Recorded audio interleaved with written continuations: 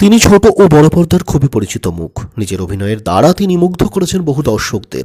তবে ভালো অভিনেতা হওয়ার থেকে তিনি একজন প্রকৃত যোদ্ধা। নিজের অদম্য জোরে তিনি জীবনযুদ্ধে জয়লাভ করে নিজেকে পুনর্প্রতিষ্ঠিত করতে সক্ষম হয়েছেন। একটা সময় এক টেকনিশিয়ানকে বিয়ের জন্য খুঁজেছেন কাজ। চলতি ধারাবাহিক থেকে রীতিমতো বাদ দিয়ে দেওয়া হয় তাকে।